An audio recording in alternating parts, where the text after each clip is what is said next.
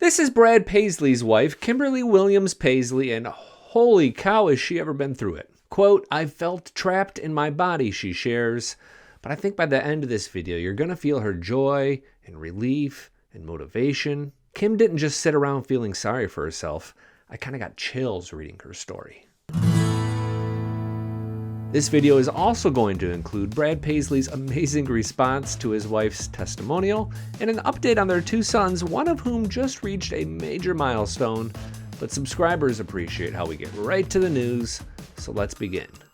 On August 17th, Kimberly revealed she'd reached the end of a 2-year health battle that started innocently enough, even if it was embarrassing for her.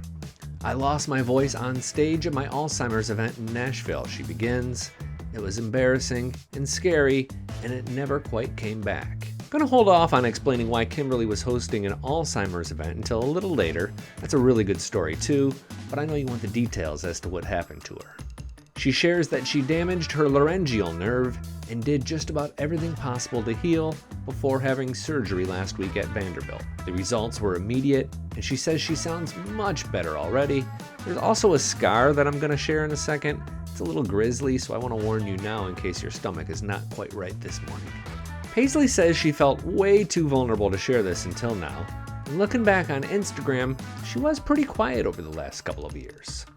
Literally, I can't find her talking, though admittedly I'm not really sure that she was narrating every post before. Instead, we got pics like this, and this, and this, and this. Promise there's a reason for that last photo, but you're just gonna have to go look at it and see for yourself. Suddenly, she shares, she became the quietest person in the room. Quote, "New people I've met thought I was a shy or reserved person.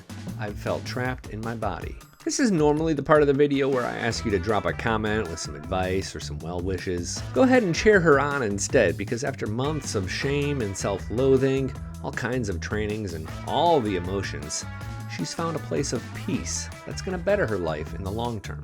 "I've healed old emotional wounds. I've learned the strength and beauty of silence. I've become a serious meditator. I'm deadlifting over 100 pounds. I'm taking better care of my body. I'm managing stress. I'm dissolving shame. I'm feeling more whole, empowered, and joyful." Gosh, I just love that. I mean, raise a hand if you'd still be in self-loathing mode. That scar photo is coming next. Kimberly says she had a 3-hour laryngoplasty to plump up her paralyzed vocal cord so it hits the other one. And she watched all of it on a video screen above her head, which explains why she had no problem sharing this photo. Her brother doodled on it, but you get the idea.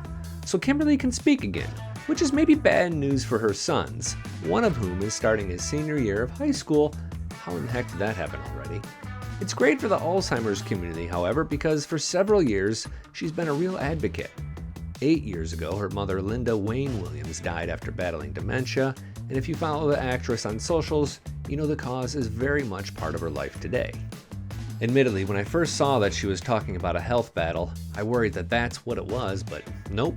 She's of sound mind and body, and hopefully going to return to acting soon if that's what she wishes. Father of the Bride and According to Jim are her most famous roles, but she was also very good in the ABC CMT hit show Nashville. My kids also love her in Christmas Chronicles. Those are the movies with Kurt Russell. I mean, he's just a great Santa Claus. 10 out of 10 recommend.